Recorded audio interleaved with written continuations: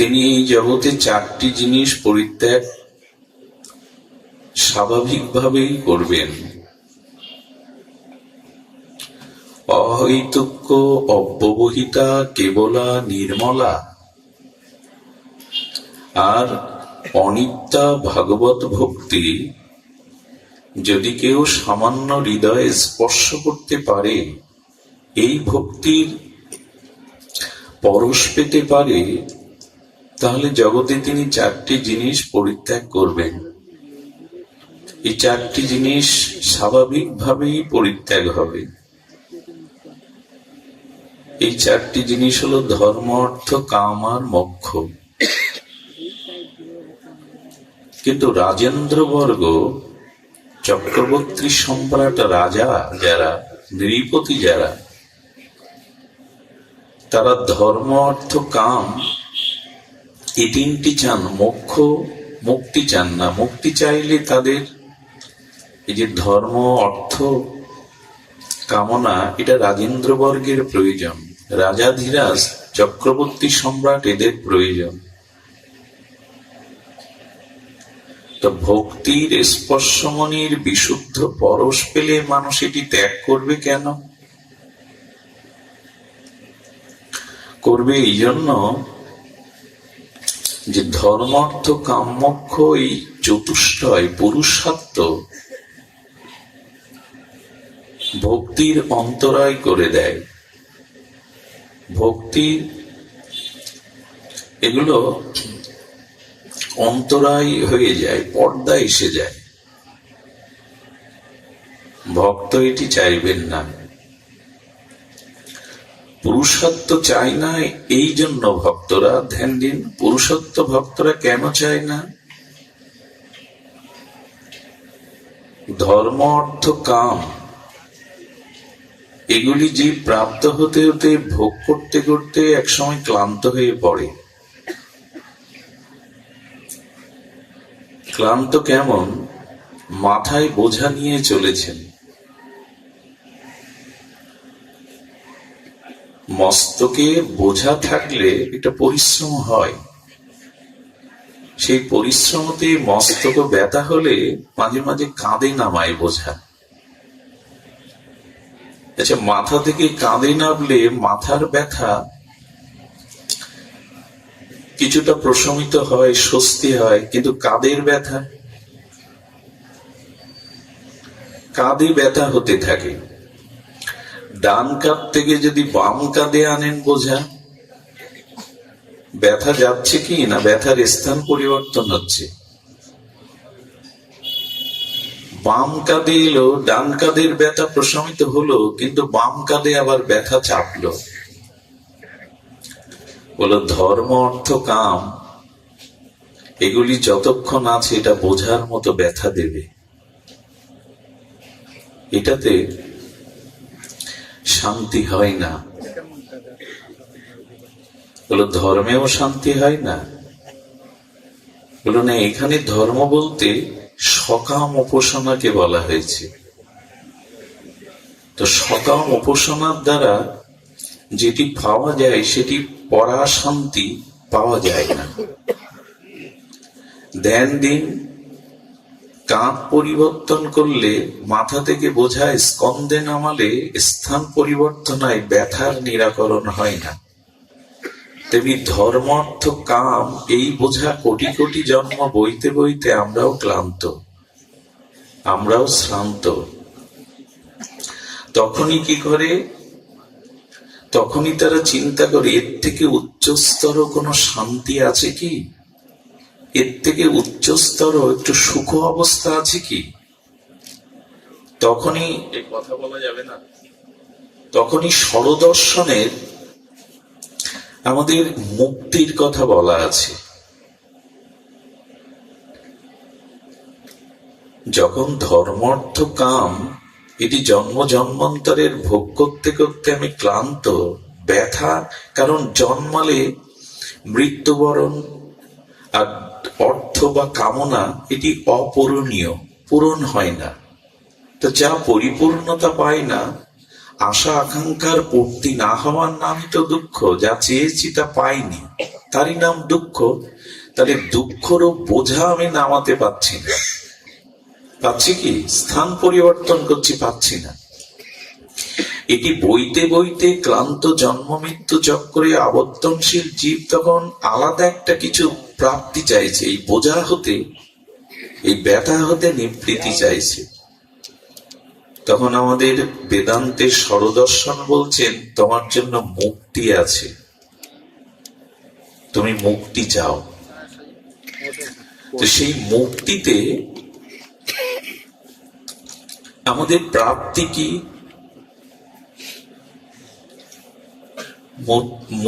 মুক্তিটা কি, এটা আগে একটু আমাদের ধারণা আসতে হবে। মুক্তি 5 প্রকার। আমরা প্রথম মুক্তির কথা একটু জানি। মুক্তি কি? দেখুন, আমাদের এই ভুবনটাকে বলা হয় চতুর্দশ ভুবন। কি বলা হয়? চতুর্দশ। সুতল, পাতাল, অতল, রসতল, মহিতল। হ্যাঁ, এভাবে আমাদের নিচে 7টা স্তর আছে। সুতল, অতল, পাতাল, রসাতল, মহিতল, 7টা। উপরে কটা? 7টা। ভূ, ভুব, স, মহ, জন, তপ, সত্য। ভূগোলক এই করতে করতে সত্য কটা হলো? 7 আর 7 14। এই জন্য একেবারে চতুর্দশ ভুবন। এখন এই চতুর্দশ ভুবন একটা না, অনন্ত কোটি, অনন্ত কোটি এরকম ব্রহ্মাণ্ডের চতুর্দশ ভুবন এক একটা আছে। এই চতুর্দশ ভুবনের উপরে 8টা পদ্মা আছে, স্তর আছে। ওটা ভেদ করলেই তবে মুক্তি। 7 7 14 ভুবন, এর উপর 8টা কি বলো? 8টা আমাদের প্রপঞ্চ আছে। এই 8টার স্তরে বলা হয়েছে 8টা স্তর ভেদ করতে হবে। পঞ্চত্ব প্রপঞ্চ হলো ক্ষিতি, অপ, তেজ, মরু, বম। কটা হলো? 5টা। এরপরে আর 3টে আছে, অহংকার তত্ত্ব, মহৎ তত্ত্ব, প্রকৃতি তত্ত্ব। কটা হলো? 8টা। এর উপরে যদি কেউ পার হয়ে যেতে পারে, তার নাম মুক্তিধাম। তার নাম মুক্তিধাম। এই মুক্তি আবার 5 প্রকার: শাস্তি, সারূপ্য, শালক্য, সামীপ্য, সাজুর্য। মুক্তি 1 প্রকার। যে মুক্তিধাম বলছি, ওইখানে 5 প্রকারের মুক্তি। গোস্বামীপাদ বলছেন মুক্তি কয় প্রকার? 5 প্রকার। 5 প্রকারের মুক্তি যেমন সারূপ্য, উপাসক আমাদের সর্বদর্শনের মতে যোগ, ধ্যান বা ইত্যাদি, তারা উপাসনাঙ্গে যখন ভগবানের স্বরূপ সম রূপ পেয়ে যায়। যেমন বৈকুণ্ঠের পরিকর যারা আছে, তাদেরও 4 হাত, যাদেরও বিলাসমূর্তি নারায়ণের মতো গায়ের রং, জয় বিজয়। এদের ভগবানের মতো রূপ দেখলে নারায়ণ মনে হবে। শুধু 2টো জিনিস পরিকরদের থাকে না। এই জন্য নারায়ণ আর তার বৈকুণ্ঠের মানে মুক্তিধামের পরিকরদের পার্থক্য 2টি। আপনি উপাসনা ক্রমে ভগবানের স্বরূপ লাভ করতে পারেন, তার মতো 4 হাত, তার মতো অঙ্গ বর্ণ গুলো লাভ করতে পারেন, সারূপ্য। এখন এটি লাভ করলেও 2টি জিনিস আপনি পাবেন না। শ্রী ভগবানের বক্ষে শিবস্ব চিহ্ন আছে আর কৌস্তব মণি আছে, এটা পরিকরদের মধ্যে নাই। শিবস্ব চিহ্ন মানে ভৃগুপদ চিহ্ন, আর কৌস্তব মণি মণি, এই 2টি অন্যদের মধ্যে নাই। শালক্য মানে ভগবানের লোকে আপনি যেতে পারবেন, এও একরকম মুক্তি। সামীপ্য মানে ভগবানের নিকটে বাস করতে পারবেন, সবসময় তার নিকটে বাস করতে পারবেন। সাজুজ্য, সারূপ্য, শালক্য, শাস্তি, তার মতো শক্তি লাভ করতে পারবেন। ভগবান এগুলো মাথায় করে উপাসককারীর কাছে গিয়ে বললেন, নেবে আমার মতো শক্তি নেবে, আমার মতো রূপ নেবে, আমার ধাম নেবে, আমার শক্তি নেবে? এভাবে 5 প্রকার মুক্তি। কিন্তু ভক্ত কি বলে? মুক্তিধামে গেলেন, ওখানে কি পেলেন? ধর্মার্থ কাম্যের বোঝা বইতে বইতে যে কষ্টটা ফেরাচ্ছিলেন, জন্ম মৃত্যু, ওই কষ্টটা ছিল। তো মুক্তি মানে ওই বোঝাটা ফেলে দেওয়া। মুক্তি মানে ওই যে মাথা থেকে বাম কাঁধে, বাম কাঁধ থেকে ডান কাঁধে পরিবর্তন করছিলাম, কিন্তু ব্যথা বা বোঝা ভার দূর হচ্ছিল না। দূর করতে গেলে কি করতে হবে? বোঝাটা ফেলে দিলেন, এর নাম মুক্তি। কিন্তু বোঝা মাথা থেকে ফেললেন বটে, ব্যথা বইল না বটে, কিন্তু নগদ কি পেলেন? কিছুটা একটা পেতে হবে।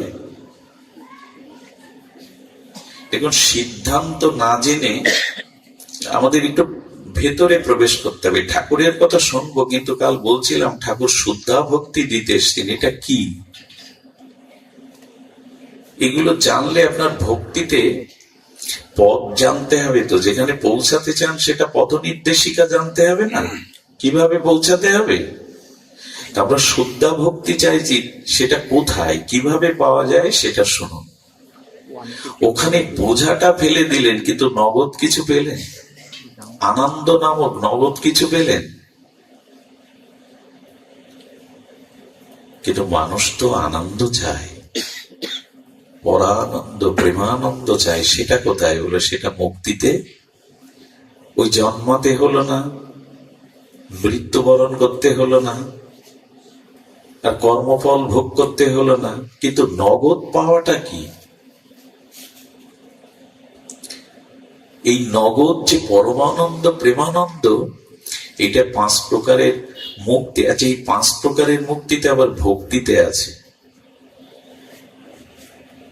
এই 5 প্রকারের মুক্তি আবার ভক্তিতে আছে। পরে আসছি সে কথায়। এখন এই মুক্তি যে আমি পেলাম, বোঝাটা ফেলে দিলাম, কিন্তু নগদ কিছু প্রাপ্ত হলো না। সহজ কথায় আমি চিনি হয়ে গেলাম, চিনি খাওয়ার সাদা থাকলো না, মুক্ত হয়ে গেলাম। ভক্ত বলছে, প্রভু আমাকে বারবার নরকে যাও, কিন্তু এই মুক্তি দিও না। ভক্তি জগতের কথা কি, শুদ্ধ ভক্তের কথা কি, আমাকে নরকে দাও, কিন্তু ওই মুক্তি দিও না। এখন এই যে নগদ পেলাম না, আমরা অষ্টাদা প্রকৃতি পার করে গেলাম বটে, মায়ার স্তর ভেদ করলাম বটে, কিন্তু নগদ পেলাম না। এই নগদ প্রাপ্তিটা একমাত্রই শুদ্ধা ভক্তিতে হয়। মুক্তির সরদর্শনের অবধি পরমসীমা। এই জন্য যারা জ্ঞানী, যারা কর্মী, যারা যোগী, যারা পরমাত্মা ধ্যান করছেন, তারা এই মুক্তি চায়। আচ্ছা, এই মুক্তি মানে ব্রহ্মপ্রাপ্তি। এই ব্রহ্মপ্রাপ্তি, কিন্তু ব্রহ্মের মধ্যে আনন্দ নেই। ব্রহ্মের মধ্যে ভক্তি, রস, আনন্দ নেই।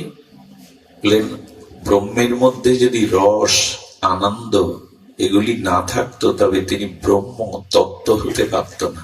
আছে কিন্তু অপ্রকাশিত, আছে কিন্তু অপ্রকাশিত। অপ্রকাশিত কেমন? এখানে শুভঙ্কর এসছে, খুব স্নেহের, ও ভালো কীর্তন করে, অরুণদা ভালো কীর্তন করে। ওরা যখন ঘুমায় তখন কীর্তনটা, সুরটা ওদের মধ্যে থাকে কিনা? কীর্তনটা, সুরটা, ওই অভিজ্ঞতাটা, সুরতালটা থাকে তো ওদের মধ্যে, কিন্তু তখন ওরা ঘুমিয়ে পড়েছে। তখন কি ওদের সুর কীর্তন শুনতে পাবো? কিন্তু উনি যখন ব্যাসাসনে এসে কীর্তন করলেন, তখন ওই মানুষের মধ্যে তার কীর্তন, তার সুরালাপা, তার সুরসঙ্গীত প্রকাশ হলো। তেমনি ব্রহ্মের মধ্যে যদি আনন্দ না থাকতো, রস না থাকতো, তিনি তত্ত্ব তো ব্রহ্ম হতে পারতেন না। কিন্তু সেগুলো অপ্রকাশিত, ঘুমিয়ে পড়া।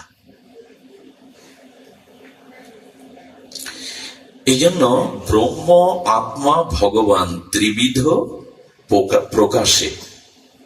ব্রহ্মের মধ্যে তত্ত্ব আছে, রস আছে। আমি যা শুরু করেছি তা আপনারা ঘুমিয়ে পড়বেন, কিন্তু এগুলি জানতে হবে।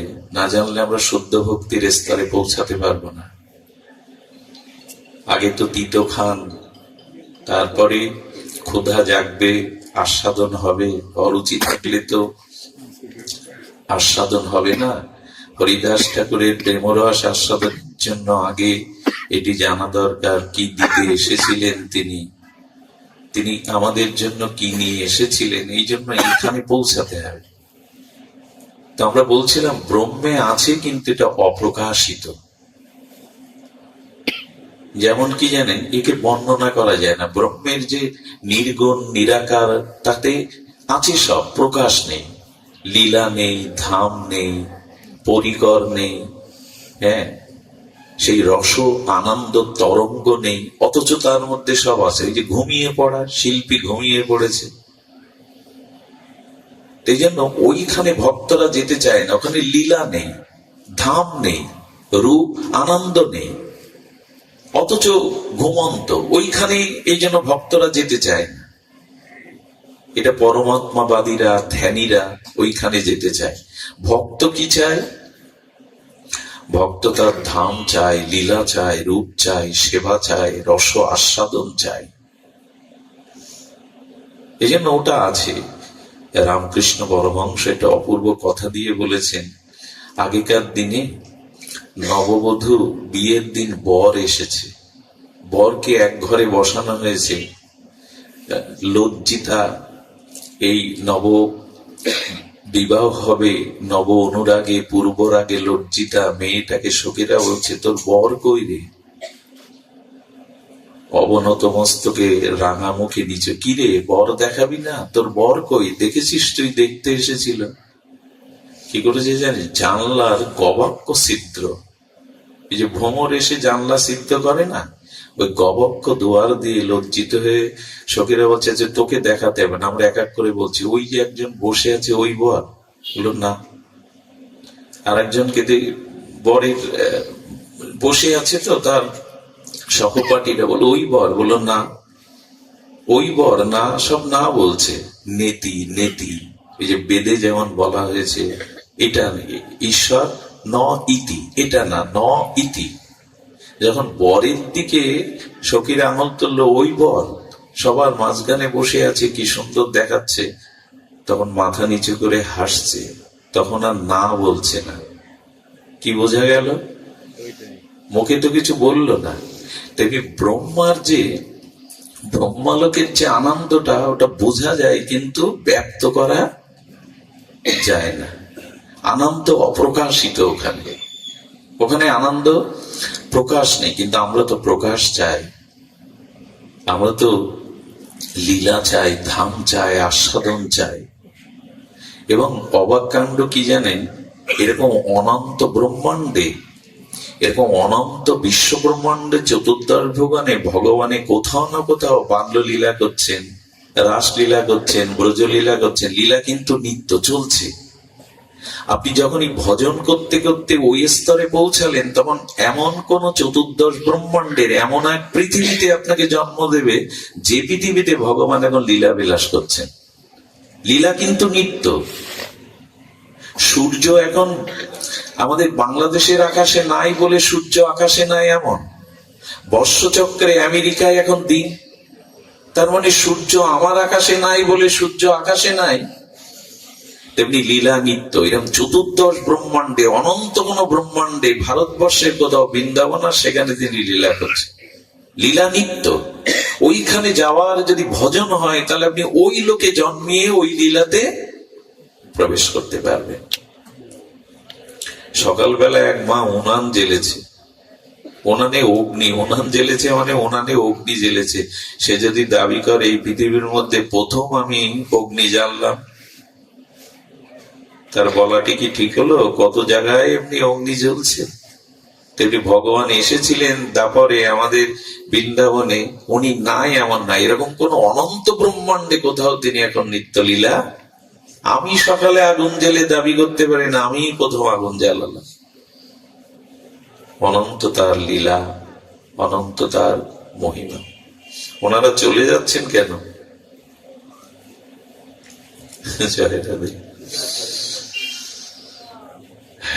মুক্তি 5 প্রকার, কিন্তু ভক্ত এগুলি এই মুক্তিতে, ওই যে বললাম লীলা নেই, রূপ নেই, অপ্রকাশিত নেই না, অপ্রকাশিত অবন মনসগোচর।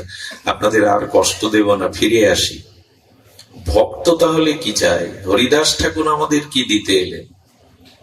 বলেন মহাপ্রভু আমাদের জানালেন এই সব ভক্তদের চাওয়া পাওয়া নয়। কি চাওয়া?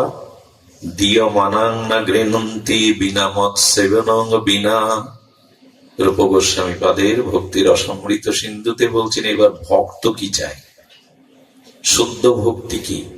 বলে এই ধর্মার্থ কাম মোক্ষ যেখানে আবেশ নাই, বিন্দুমাত্র চাওয়া নাই, সেইখানেই আছে শ্রদ্ধা ভক্তি।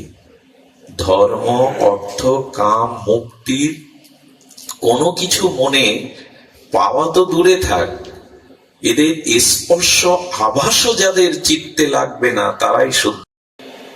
ধর্ম অর্থ কাম মোক্ষ এই আশাগুলিকে পিশাচি বলেছে রূপ গোস্বামী।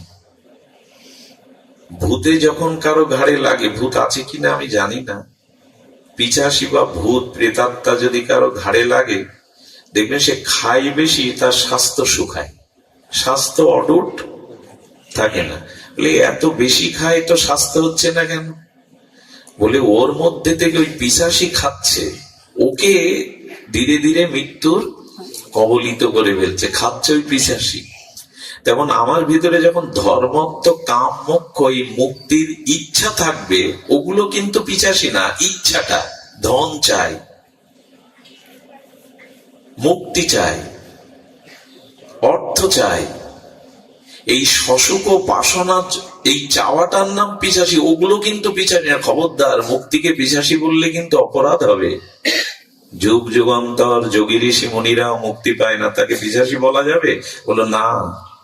জীব গোস্বামী একবার বলেছিলেন, একজন আচার্য বলেছিলেন রূপ গোস্বামীকে, আপনার এইটা একটু ভুল হলো না, আমি একটু সংশোধন করে দিই। আপনি মুক্তিকে বলো, মুক্তিকে পিশাচি বলেনি গুরুদেব। জীব গোস্বামী 13 বছর বয়সে বলছে গুরুদেব মুক্তিকে পিশাচি বলেনি, মুক্তির ইচ্ছাকে, ওই শশুক বাসনা চাওয়াকে পিশাচি বলে। ওইখানেই সব আনন্দ খেয়ে ফেলবে, তুমি ধীরে ধীরে শেষ হয়ে যাবে, আনন্দ পাবে না। তবে ভক্ত কি চায়? মহাপ্রভু সেটা দিতে এসেছিলেন, খুব ধ্যান দিতে হবে। এবার হরিদাস ঠাকুর কি দিতে এসেছিলেন? এই শ্রদ্ধা ভক্তির বিগ্রহ তিনি যা দিতে এসেছিলেন তা যদি জানতাম তাহলে অবমূল্যায়ন হতো না। ঠাকুর হরিদাসকে আমরা এইভাবে ভুলতে বসতাম না। তো কি বলা হচ্ছে? দিয় মানাং না গৃহন্তি বিনা মত সেবনং বিনা। ভক্ত বলছে তুমি শাস্তি সারূপ্য সালুক্য সারূপ্য সাজুজ্য দিতে চাইছো, কিন্তু ওগুলি আমি নেব না। তো কি নেবে? বিনা মত সেবনং বিনা, তোমার সেবা ভিন্ন এ জগতে আমি আর অন্য কিছু চাই না। তোমার সেবা ভিন্ন, আমি ওগুলি আর চাই না। এইবার আমরা ভক্তিতে এলাম। এবার মুক্তি না, ধর্মার্থ কাম মোক্ষ পথ পেরিয়ে এলাম। এবার কোথায় এলাম? ভক্তিতে। কোন ভক্তিতে? শুদ্ধা ভক্তিতে। শুদ্ধা ভক্তির পরিভাষা কি? যে না কিছুই চাই না, তোমার সেবা ভিন্ন, তোমার সেবা ছাড়া আর কিছু চাই না। এটার নাম শুদ্ধা ভক্তি। আচ্ছা, এই ভক্তি প্রাপ্তির উপায় কি?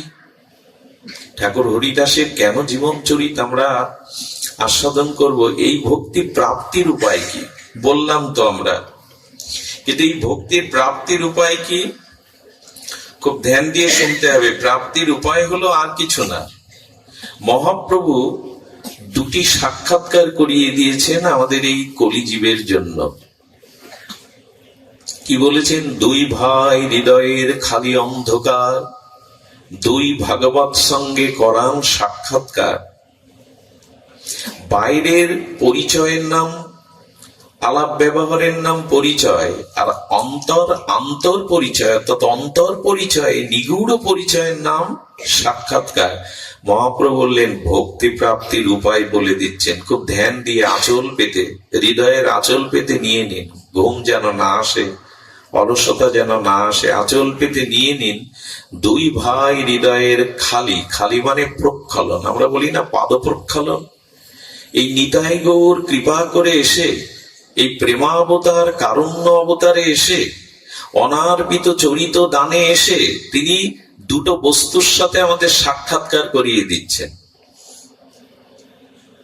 আর আমাদের হৃদয়ের অন্ধকার দূর করছেন। এই অন্ধকার বলতে এখানে এই শশুক বাসনা, ধর্ম অর্থ কাম মোক্ষাদি বাসনা, এগুলো প্রক্ষালন করে দিচ্ছে।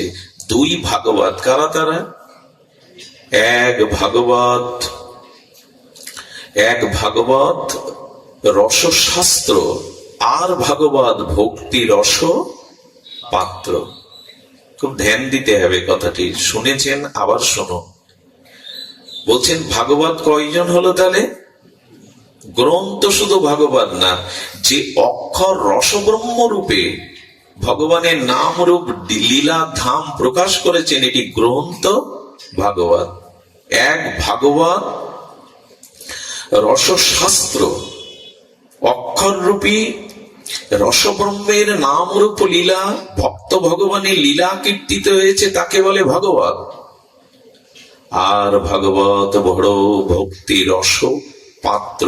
আচ্ছা, ভক্তকে ভক্তি রস পাত্র বলা হলো, খুব ধ্যান দিবেন। ভক্তি রস পাত্র, পাত্র মানে বস্তু যেখানে অবস্থান করে তাকে বলে পাত্র, ছাড়া তো বস্তু সংরক্ষিত করা যায় না। এখন ভগবানকে ভক্ত প্রশ্ন তুলছে, তুমি ভক্তকেই ভক্তি রস পাত্র বলছো, তো ভক্তি রস ভক্তের কাছে থাকে? হ্যাঁ, আমি দাতা নই, ভক্তই দাতা, ভগবান কিন্তু দাতা নন। এইবার আমাদের খুব ভেতরে যেতে হবে, শ্রদ্ধা ভক্তি কি করে দিলেন ঠাকুর হরিদাস। ভগবান বলছেন আমি ভক্তি দান করি না, আমি দাতা নই, দাতা হলো ভক্ত। ভক্তি কে দান করবেন?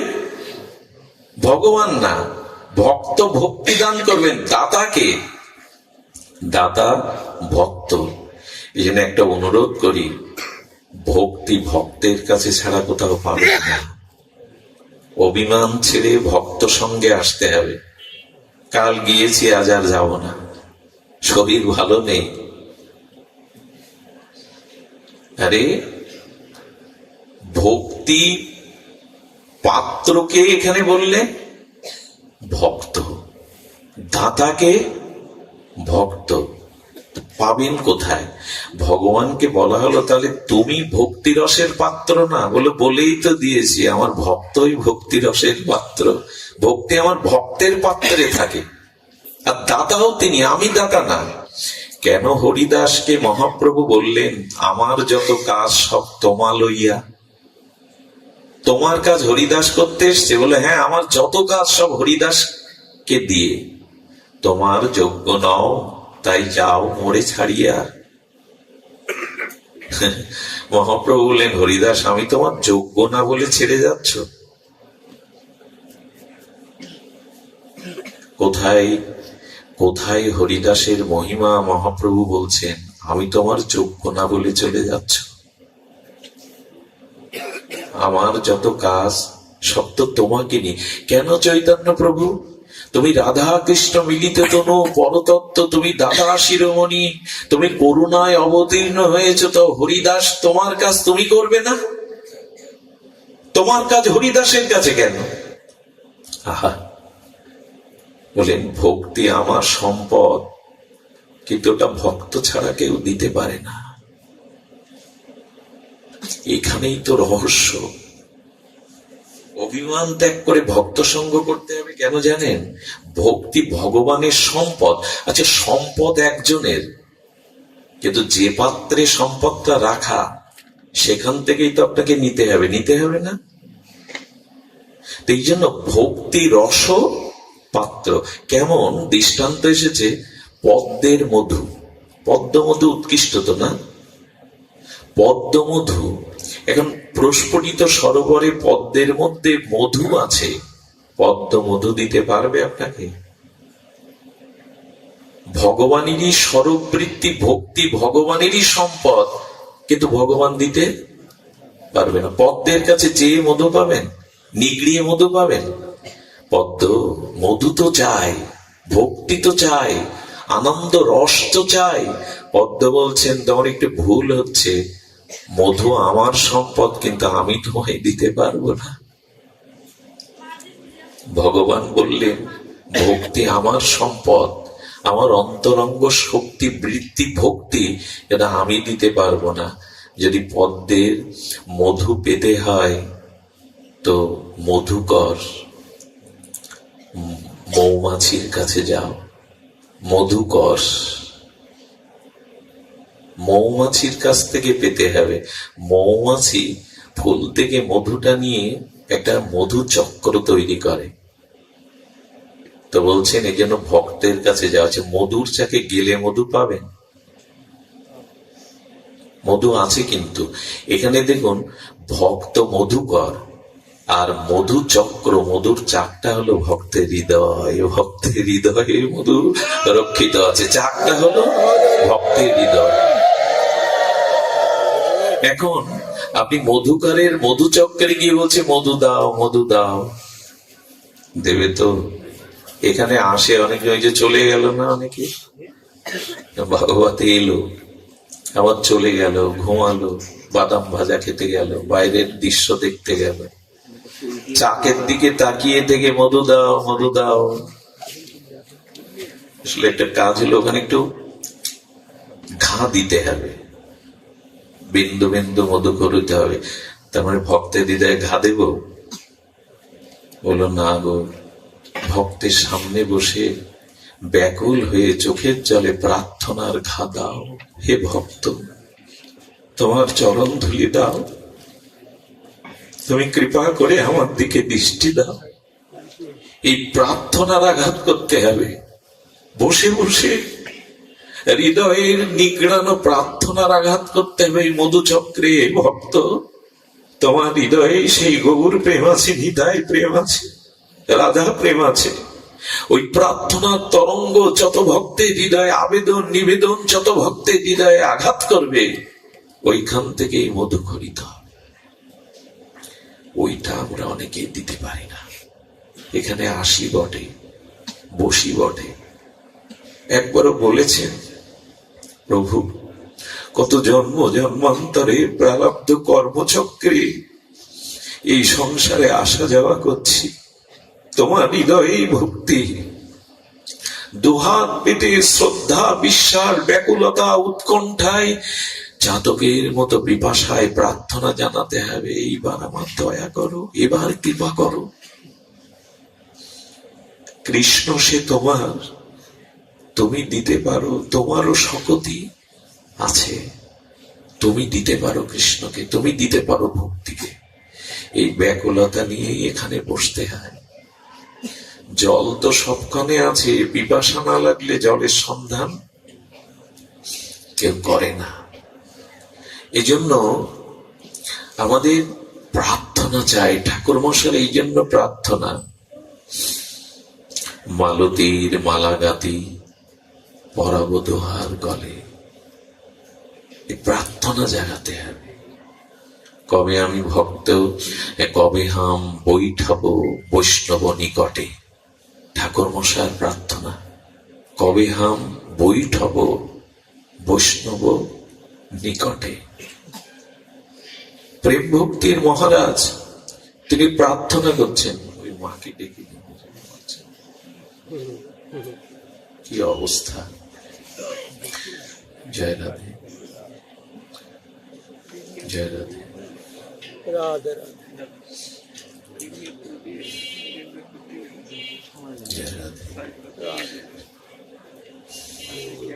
ঠাকুর মশাই বলছেন, কবি হাম বৈঠব বৈষ্ণব নিকটে। ঠাকুর মশাই তুমি নিত্যানন্দ মূরতি, তুমি প্রেম ভক্তির মহারাজ, তুমি কেন বৈষ্ণব বৈঠাকে বৈষ্ণব সঙ্গে বসতে চাইছো? বলে কেন জানেন?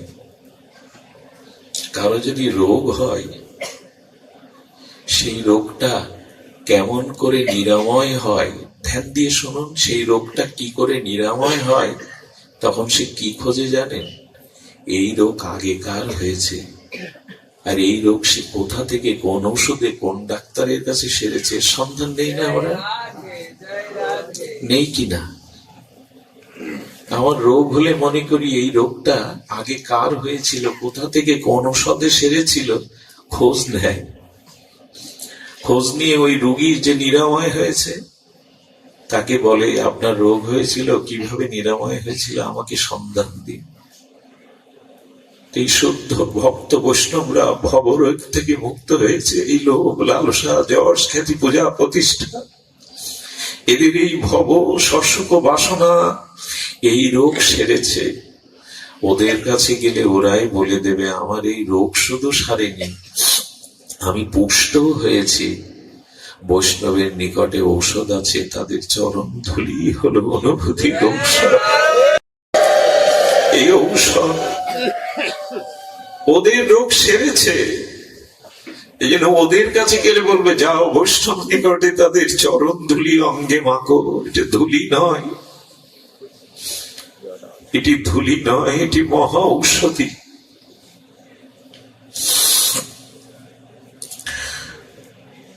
ঠাকুর হরিদাসের সিদ্ধ বকুলের ভজন কুটিরে মহাপ্রভু যেদিন গেছেন হরিদাসের নির্জানে, সেদিন মহাপ্রভু নিজে যাননি। সেদিন প্রিয় পরিকর ভক্তদের নিয়ে উপস্থিত হয়েছিলেন।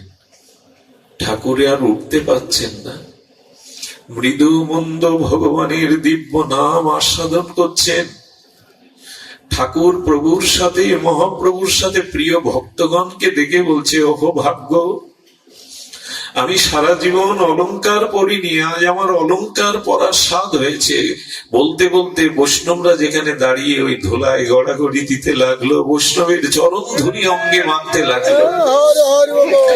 মহাপ্রভুর চরণ প্রথম নেয়নি হরিদাস। এই দেখুন সিদ্ধান্ত, মহাপ্রভুর চরণ হরিদাস প্রথমে নেয়নি বুকে, আগে বৈষ্ণবের চরণ ধুলি গুলো মস্তকে, দেহে মেখেছে। বৈষ্ণবের চরণ রেণু ভূষণ করিয়া তুনো, যাহাতে অনুভব হয়। ধর্ম কথা বলা, ভাগবত কথা শ্রবণ অনেক জন্ম হলেও অনুভূতি না হলে হবে না। এই অনুভূতি হলো ভক্তি, এই অনুভূতির স্তরেই ভগবান। অনুষ্ঠান, আলোচনা, শ্রবণ, এর মধ্যে যদি অনুভূতি না হয়, কিছু হবে না। আমার বুকের ব্যথা আপনার মুখে ফুটে উঠতে পারে, তোমার বুকে ব্যথা করছে, কিন্তু ব্যথার অনুভব হবে। আমার বুকের ব্যথা, আপনি সামনে দাঁড়িয়ে বলছেন খুব বুক ব্যথা করছে তোমার, এটা মৌখিক, এই ব্যথার অনুভব আপনার হবে না। যদি আপনার বুকেও কখনো ব্যথা হয়, তখন ব্যথার অনুভব পাবেন। এই ভক্তির অনুভূতিটা চাই, শুধু অনুষ্ঠান, শুধু আলোচনা শ্রবণ না। কবে অনুভব হবে, সেই অনুভব অপেক্ষা আছে। বৈষ্ণবের চরণ রেণু ভূষণ করিয়া তনু, যাহাতে অনুভব হয়। যদি বৈষ্ণবের চরণ ধুলি মাখা যায়, ওর মধ্যেই অনুভূতিগুলো, কণাগুলো লুকিয়ে আছে, তখন অনুভব হবে। এই জন্য হরিদাস ঠাকুর অভাগ্য মনে করে বৈষ্ণবের চরণ ধুলি গুলো মস্তকে মাখছেন, দেহে মাখছেন। এ হলো অনুভূতির রাজ্যের বিষয়। এই জন্য ভগবান দান করেন না ভক্তি। আমরা ভগবানকে মানি, ভক্তকে ওই স্তরে দেখি না, ওই জাতীয় শ্রদ্ধা ভক্ত সঙ্গে আসে না। এই জন্য অনুষ্ঠান সার হয়ে গেছে, অনুভূতি কবে হবে? অনুভূতিটা চাই। অনুভূতি না এলে আমরা পাবো না। এই জন্য বিশুদ্ধ ভক্তির স্তরে পৌঁছাতে গেলে শুদ্ধ এই বৈষ্ণবের চরণ, তারাই দাতা। ভক্ত দাতা কেন জানেন? তারা সসুখ বাসনা ত্যাগ করে, আচ্ছা ভগবান ভক্তকে প্রেম দেন, বলে ভগবান দাতা না? বলো না, ভগবান দাতা না, ভক্তই দাতা। তবে শুনুন, কেন জানেন? ভক্তই দাতা মানে প্রেম ভগবান ভক্তকে দিল বলে এই তো ভগবান দাতা, এই তো ভগবান দান করলেন। প্রেম দান কে করবে? ভগবানই শক্তি ভক্ত রূপে দান করলেন বটে, তো দান করলেন বলে প্রেম ভক্ত পেলে ভক্ত ওটা প্রেমকে নিজের কাছে রাখে না, সেবা রূপে আবার ভগবানকে দান করে দেয়। খুব মার্মিক কথা কি জানেন? এখানে যারা খুব খুব অনুভবী শ্রোতা, তারা কোনোদিন পাঠে যখন খুব হৃদয় স্পর্শ করে, পাঠগুলো অনুভূতি হয়, হৃদয়ে একটা পরমানন্দ আসে, তখন বলে হে রাধে, আজকের যে আনন্দটা ওইটা আমি ভোগ করব না, শ্রবণ আনন্দ তোমাকে দিয়ে দিলাম, তুমি আনন্দ পাও। ভক্ত দিতেই আসে, নিতে আসে না। ওদের দান, প্রেম দিল ভগবান, সেই প্রেমটা সেবা করে। মাঝে মাঝে ভক্ত আবার প্রেমের প্রতি ক্রোধ করে যদি ভগবানের সেবাতে প্রেম বাধা হয়। এ খুব উচ্চ রাজ্যের কথা, আমার মতো মাদিস জি ভাই এ মানায় না। প্রেম থেকে বড় আনন্দ তো কিছু নেই, প্রেমের থেকে বড় প্রাপ্তি বা আনন্দ, কিন্তু সেই প্রেমেরও সেই ভক্তের কাছে ওই প্রেমও বাধা হয় যদি ভগবানের সেবাতে প্রেম বাধা হয়ে দাঁড়ায়। দারুক ভগবানকে বাতাস করছে, ভগবানের সেবক, ভগবানের সেবক দাস দারুক ভগবানকে বাতাস করছে। সেই অরিন্দম সুন্দর ত্রিভঙ্গ মরারি শ্যামল সুন্দর ভগবানের বদন দেখতে দেখতে, চরণ দেখতে দেখতে প্রেম এসে গেছে। আর প্রেমের লক্ষণ হলো দেহে পুলক, লোমকূপ কাঁঠালের কাঁটার মতো খাড়া দিয়ে উঠছে, চোখে সজল জলে ভরে যাচ্ছে। যখন কম্প আসছে, পুলক আসছে, অশ্রু আসছে, সরভঙ্গ আসছে, তখন ভগবানকে দেওয়া পাখাটা কাঁপতে কাঁপতে পড়ে গেল। সেবাটা বন্ধ হলো কিসের কারণে? প্রেম এলো ভগবানকে তার অপরূপ মাধুর্য দর্শন করে, আর প্রেম আসাতে তার সেবা হাতার পাখাটা পড়ে গেল। সঙ্গে সঙ্গে প্রেমের প্রতি ক্রোধ হয়। যে প্রেম তো সান্দ্রানন্দ, আনন্দ ঘনীভূত, প্রেম হলো সান্দ্রানন্দ, পরমানন্দ। সেই আনন্দে কারো ক্রোধ হয়? কখনো হয় না। কিন্তু এটা আশ্চর্য আমাদের এই গৌড়ীয় দর্শন। বলেন প্রেমেও ক্রোধ হচ্ছে। নিজের প্রেমকে গালি দিয়ে বলছেন, হ্যাঁ, সেবানন্দ যদি প্রেমানন্দ বাঁধে, সেবানন্দ যদি প্রেমানন্দে বাঁধে, সেই প্রেমানন্দ ভক্তের হয় মহাক্রোধে। প্রেম কেন এলি? তার সেবা বন্ধ হয়ে গেল। প্রেম কেউ পর্যন্ত যেন ভক্ত নিতে চায় না, ভক্ত কি করছে? দিতে চান। ভক্ত দাতা, ভগবান দাতা নন। প্রেমটাকেও পর্যন্ত ক্রোধ করে বললেন কেন আসবি তুই, সেবা তো বন্ধ হয়ে গেল। দীয়মানাং না গৃহ্ণন্তি বিনা মত সেবনং, বিনা তোমার সেবা ভিন্ন আমি কিছু চাই না। এই সেবাটাই, এই সেবাই হলো আমাদের মূল। এই জন্য হ্যাঁ, শ্রীকৃষ্ণ চৈতন্য প্রভু দাসের অনুদাস সেবা অবিলাস মাগে। তুমি প্রেমময় মূর্তি, তুমি নিত্যানন্দ মূর্তি, তুমি সেবা অবিলাস চাইছো, লোটাই তো চাওয়া। এই জন্য তো ঠাকুর মশার প্রতিটি ত্রিপদীতে দেখবেন, হ্যাঁ, সখীর অনুগা হইয়া প্রেম সেবা লব চাইয়া, সেবা চাইছেন। সখীর অনুগা হইয়া প্রেম সেবা, ইঙ্গিতে বুঝাবো সব কাজ। কবে রাধারানী, কবে রূপমঞ্জরি বলবে ফুল তুলে আনো, মালা গাঁথো, প্রিয়া প্রিয়তমের গলা পরিয়ে দাও। এই আজ্ঞা ইঙ্গিতে বুঝবো, ওখানে কিন্তু কথা বলবেন না। ইঙ্গিতে রূপমঞ্জরি বলে দিলেন যাও মালতীর মালা গাঁথি পরাবো দোহার। এই সেবা বাসনা শুদ্ধ ভক্ত চাই না, দিতে চায়। তার জীবনটাই এই দেওয়ার জন্য। এজন্য হরিদাস ঠাকুর তার জীবনে কিছু নেননি। একজন মানুষ হরিদাস গবেষণা করে পাননি জীবনে কারো কাছ থেকে কিনে উনি চেয়ে কিছু। সারাটি জীবন না ছিল ঘর, না ছিল পিতামাতা, না ছিল আত্মীয় কুটুম্ব, না ছিল ভালো খাবার, না কখনো পোশাক পরেছেন দামি, না কখনো বিনোদন জগতের দিকে তাকিয়েছে। চিরকাল হয়ে সারা জীবন মাটিতে শয়ন করে মহাপ্রভুকে হরিনাম দিয়ে আনন্দ দিতে এসেছিলেন। এই নাম কার্য, প্রেম কার্য দিতে তিনি সারা জীবন বিলিয়ে দিয়েছেন। হরিদাসের চরিত্র এটি অবলম্বন করলে আপনি ভক্তির অধিকারী হবেন। সারাটি জীবন আপনার আমার সবাই আছে জগতে ঠাকুরের কে। এই জন্য ভাগবতের একটি শব্দই হরিদাস ঠাকুরকে এই ক্যারাগাছি থেকে নিয়ে গেছিল, সবকিছু ছেড়ে চলে গিয়েছিল। একটি শব্দ কি জানেন? যার কেহ নাই তুমি আছো তার। আমার তো এই জগতে কেউ নাই, তুমি তো আছো। এই জায়গাটায় আমরা আসতে পারি না। অমুক আছে, তমুক আছে, ঘর আছে, বাড়ি আছে, কুটুম্ব আছে, পিতা আছে, স্ত্রী আছে, পুত্র আছে, শুধু ওর মধ্যে আমার ভগবান নাই।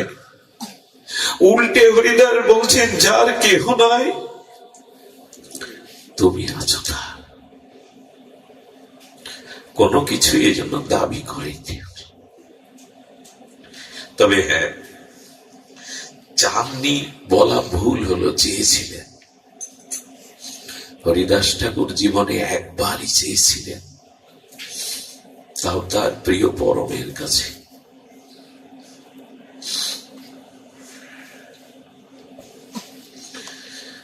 চেয়েছিলেন কি? একবার মাত্র, একবার।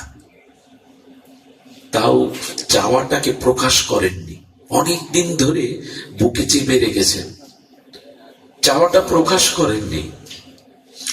মহাপ্রভু হরিদাসের দিকে তাকিয়ে তার অন্তর, মা যেমন সন্তানের মুখ দেখে বলতে পারে তার কোথায় ব্যথা, কোথায় ক্ষুধা, হরিদাসের দিকে তাকিয়ে বলছে কিছু বলবে হরিদাস।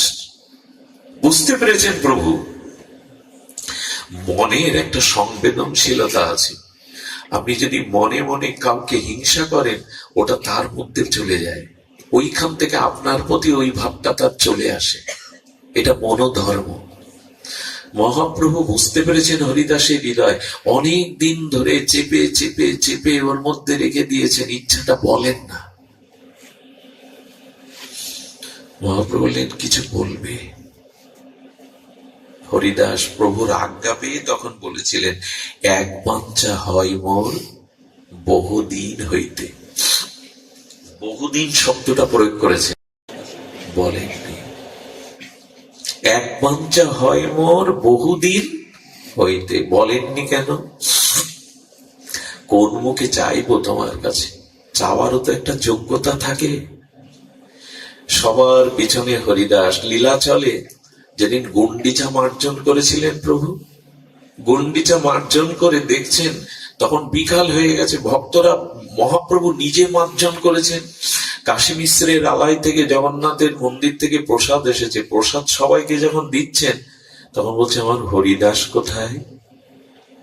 একজন বললে প্রভু হরিদাস সবার পেছনে, ওই যে এরিয়ায় ভক্তরা আছে সবার পিছনে বাইরে দাঁড়িয়ে। এইখান থেকে প্রভু ডাকছে ব্যাকুল হয়ে, হরিদাস, হরিদাস পেছনে কেন?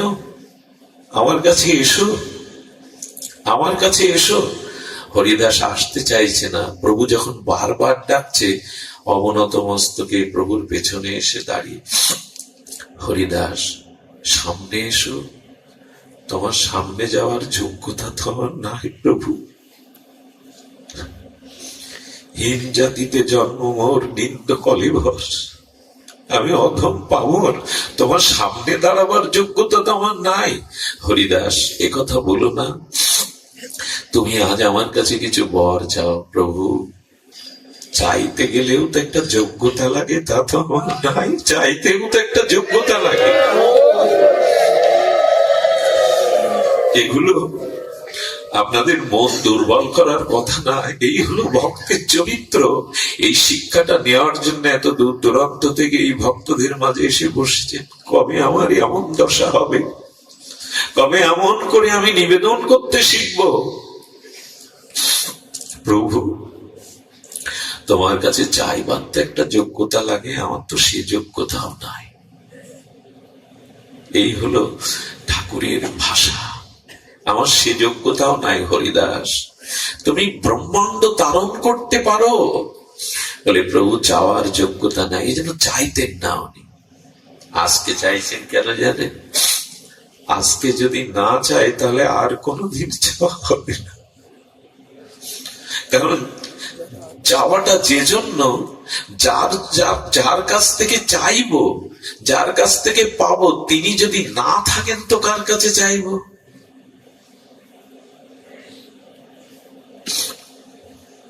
মনে পড়ে, মাঝে মাঝে মনে হয়, আচ্ছা এই সুজন বিজন যদি এখানে না থাকে, ওদের দেশের বাড়িতে চলে যায়, আগামী বছর তো এমনি পরিবেশ পাবো না, অন্য কোথাও হয়তো হবে, এই পরিবেশ তো এইভাবে পাবো না। হরিদাস চাইলেন না। আজকে চাইছেন কেন? চাওয়ার যোগ্যতা নেই তো আজকে চাইছো কেন? বলে চাইছে এই কারণে, চাওয়ার মানুষটা যদি আর না পায়, কার কাছে চাইবো? এক বাঞ্ছা হয় মোর বহুদিন হইতে, লীলা সম্বর্বে লয় মোর চিতে। মহাপ্রভুর বুক কেঁপে উঠেছে। মহাপ্রভুর বুকে তরঙ্গ হচ্ছে। আমি চলে যাব, আমি লীলা অপ্রকাট করবো, এটা তো কাউকে বলিনি। আমার মনের কথা হরিদাস জানলো কি করে? ভালোবাসা কাকে বলে জানেন? ভালোবাসা তাকেই বলে আপনার হৃদয়ের সব ভাবগুলি যখন অনুভব করতে পারি আমি। এই জন্য প্রেম জগতে, সেবা জগতে শব্দ নাই, ওইখানে শব্দ বেমানা। প্রেম বা অনুরাগের ওই রাজ্যে শব্দ নেই। ওখানে শব্দ দিয়ে কিছু হয় না, শব্দ পৌঁছাতে পারে না। অনুভূতি, ওইখানে হৃদয়ের অনুভূতি। হরিদাসের হৃদয় কতটা প্রাণ, তাকে সমর্পণ করলে তার হৃদয়ের ভাবনাটা আমার হৃদয়ে আসে। দুটো মন, দুটো নাই, এক হয়ে গেছে। এটা প্রেমের রাজ্যের প্রস্তাবনা। ওখানে ভাষা নাই, নীরব। তুমি অনেক কথা যাও যে বলে, কোনো কথা না বলি। কবিগুরু বলছেন মাঝে মাঝে এমন হয়, তুমি অনেক কথা যাও যে বলে, কোনো কথা না বলি। তোমার ভাষা বোঝার আশা দিয়েছি জলাঞ্জলি। ওই হলো ওই রাজ্য, প্রেমের রাজ্য।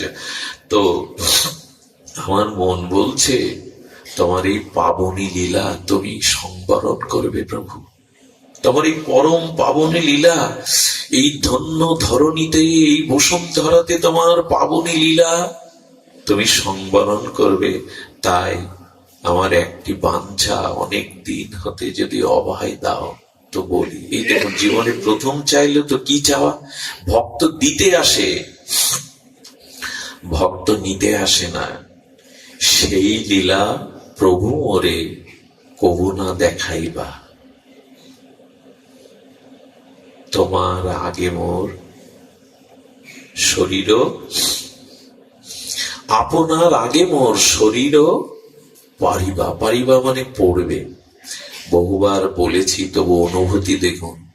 হরিদাস ঠাকুর তার মর্মস্পর্শী হৃদয়ের ভাবনা দেখুন। আচ্ছা, হরিদাস ঠাকুর, ওই যে বললাম, ভক্ত ভগবানকে শুধু সেবা দিতে আসে, অন্য কিছু তার প্রেমও চাওয়া নাই। শুধু দিও মানাঙ্গা গ্রান্তি বিনা মত সেবন, বিনা সেবা ছাড়া অন্য কিছু চায় না। তো হরিদাস প্রভুর এই লীলা দেখতে চাইছে না কেন? প্রভুর এই লীলা দেখতে চাইছে না কেন? তার আগে যেতে চাইছে কেন? যেতে চাইছে এই কারণে যে প্রভু তোমার যে অন্তর্ধান লীলা, যেদিন তুমি এই লীলাচলের এই আনন্দ প্রেমের হাট ভেঙে দিয়ে বিদায় নেবে, ঠাকুর হরিদাসের ভাষা কি, লীলাচলের গগনের আনন্দ সূর্য যেদিন অস্তমিত হবে, জগন্নাথের দেউলের আনন্দ প্রদীপ যেদিন নিভে যাবে, থেমে যাবে রথাগ্রে নিত্যন, থেমে যাবে সংকীর্তন, থেমে যাবে গৌর বলা এই আনন্দ নিকেতন, সেদিন সেই গণ্ডিচা মন্দির লীলা, সেই মার্জনাদি লীলা, ভক্ত সঙ্গে ইষ্ট গোষ্ঠী লীলা, সর্বদামোদার রামানন্দর সাথে তোমার সেই গম্ভীরার প্রেম আস্বাদন যেদিন থেমে যাবে জগতে, সেই অন্ধকার দিনে, সেই ভয়ঙ্কর দিনে, সেই অভিশপ্ত হাহাকারের দিনে, যেদিন আনন্দের প্রেমের হাট ভঙ্গ হয়ে ভক্তবৃন্দ হাহাকার করবে, সেই হাহাকার অহংকারের দিন আমি দেখতে চাই না। কাকে সুখ দিতে চাইছেন? যে প্রভু তোমার অদর্শন আমি ওই হাহাকারের দিন আমি দেখতে চাই না। দেখুন, ভগবানের বিরহটা তার বুকে বাজবে, এটা দেখতে চান না তিনি। মায়ের কোলে সন্তানের লাশ মা দেখতে চায়, পারে আপনজনকে ভাবে চলে যেটা দেখে। এই জন্য মহাপ্রভু মনে মনে বললেন, আগে এসেছিলে আগে যাবে বলে, আগে এসেছিলে আগে যাবে বলে। আচ্ছা হরিদাস, আমার যত কাজ সব, মহাপ্রভুর কাজ সব হরিদাসকে দিয়ে কেন? আর কেউ নেই তোমার? তোমার মহাপ্রভু, তোমার আর কেহ নেই?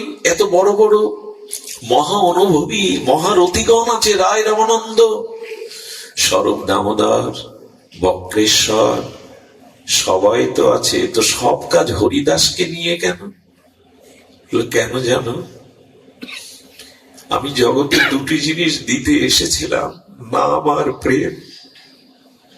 এই নাম আর প্রেম সারাটি জীবন হরিদাস এই নিষ্কিঞ্চন বিশুদ্ধ শুদ্ধ প্রেম আর ভক্তির আধার আশ্রয়, আর নামের সাথে আমার প্রেম দান, এই দুটি। কারণ নামাচার্য অদ্বৈত আচার্য তো নন, নামাচার্য তো নিত্যানন্দ প্রভু নন। মহাপ্রভু কি নামাচার্য? কে নামাচার্য? তা প্রভু এই যুগে যুগ ধর্ম কি আনলেন? নামই তো। নামটাকে সরিয়ে দিন এই যুগের অন্ধকার ছাড়া আর কিছু। আমি মাঝে মাঝে বলি, মহাপ্রভু যুগ ধর্ম হরিনাম করেছেন, এটা কোন সম্প্রদায় বাদ দিতে পারেনি। এই যুগে, অন্তত এই কলিহত যুগে, হরিনাম ছাড়া কোন সম্প্রদায় সংকীর্তন বাদ দিতে পারেনি। জন্মটা বৃথা যাবে, বৃথা যাবে। পিতা আছে, মাতা আছে, চাকরি আছে, স্ত্রী আছে, পুত্র কন্যা আছে। আপনি বলে দিলেন বৃথা যাবে, সামনে আসুন। বৃথা যাবে বলে হ্যাঁ, সে সম্বন্ধ নাহি যার, বৃথা জন্ম গেল তার, সে পশু বড়ই দুরাচার। সুধীজন, সম্বন্ধ বৃথা হবে কেন না? নদীর সাথে যদি সমুদ্রের যোগ না থাকে, সে নদী স্রোতহীনা হয়ে শৈবালে আবৃত হয়ে মরে যাবে।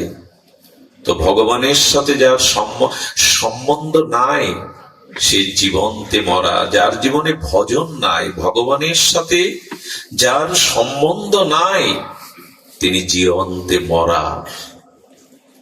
নিঃশ্বাস প্রশ্বাস, ক্রিয়া প্রতিক্রিয়া, কর্ম থাকলেও তিনি মৃত। ভজন যার নাই, তিনি মৃত। সুধীজন, মৃত ব্যক্তিকে শৃগাল কুকুর কবলিত করতে আসে, সাপত সংকুল হিংস্র জীবজন্তু তার মাংস ছিঁড়ে ছিঁড়ে খেতে আসে। তো যার ভগবানের সাথে সম্বন্ধ নাই, যার সাথে ভগবানের এই দিব্য ভজন নাই, তাকেও তো কাম ক্রোধ সংসার ছিঁড়ে ছিঁড়ে খাচ্ছে দিন রাত। ভজনহীন জীবন মৃত।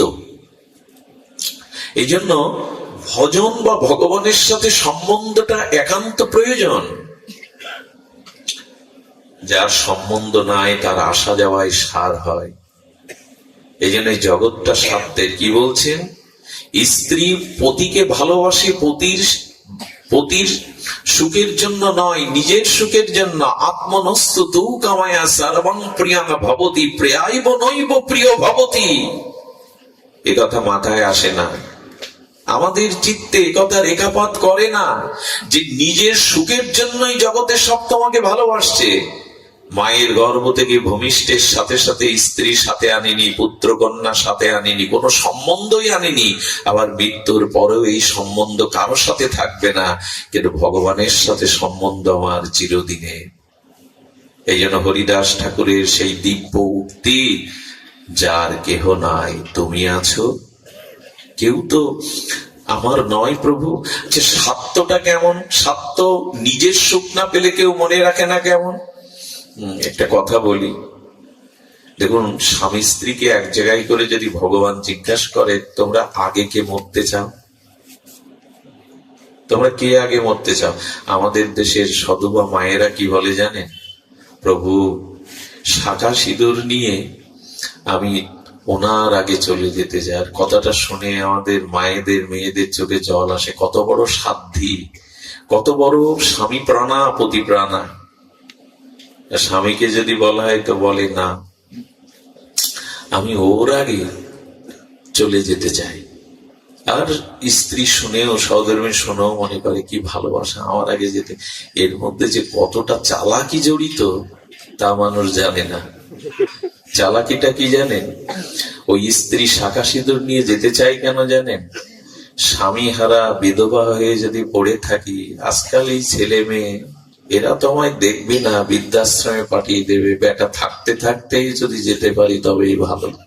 ওইখানে নিজ সুখের কারণে একথা বলে। আমি এক মাকে প্রশ্ন করেছিলাম, মা, একটু বুদ্ধি করে প্রশ্ন করেছিলাম, কিন্তু তিনি সবার থেকে আলাদা। তিনি বলেছিলেন, না, আমার আগে যেন উনি চলে যায়। একথা সবাই বলতে পারে না।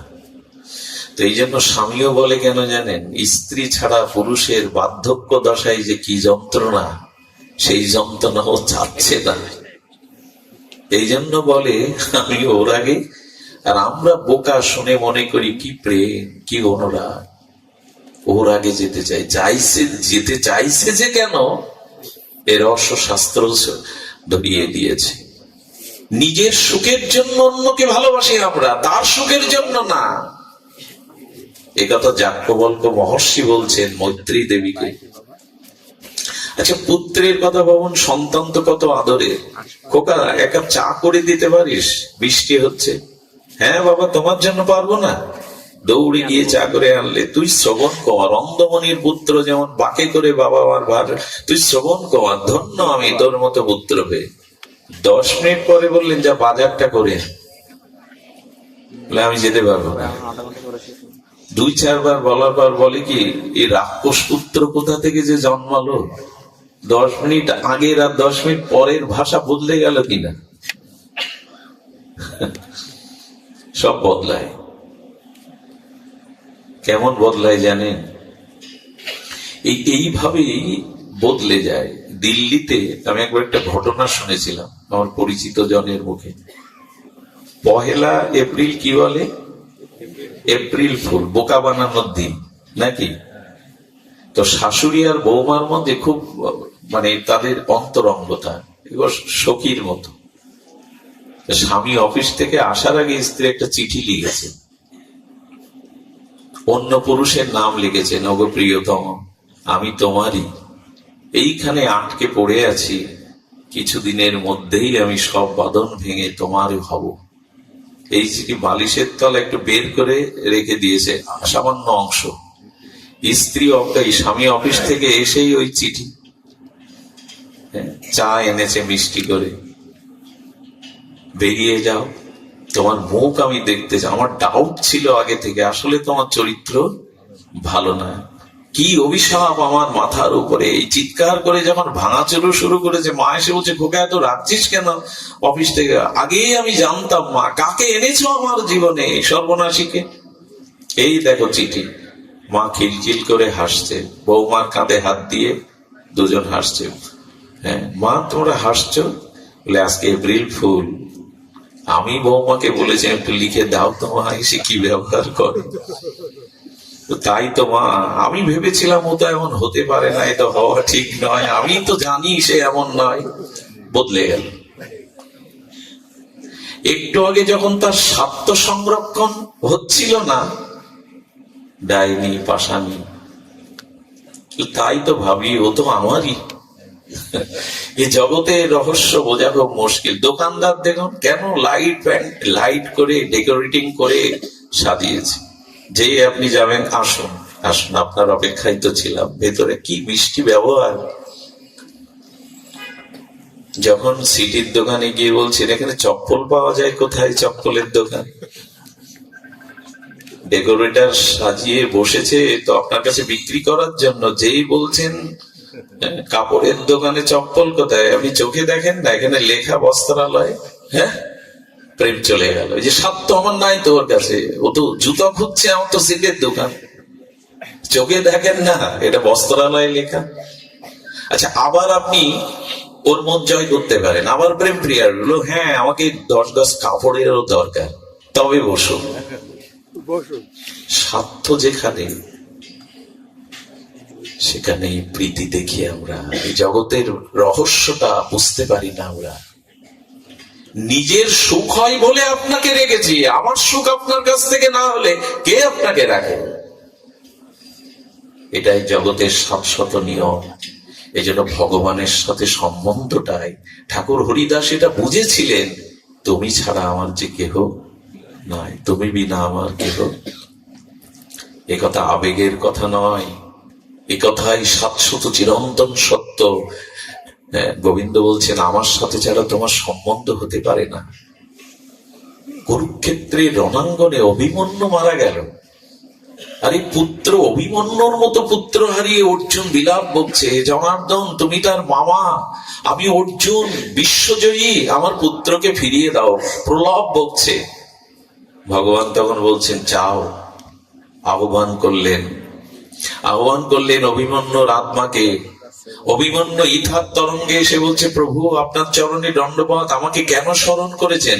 বলে, তোমার পিতা অর্জুন তোমাকে ডাকছে, ওই দেখো।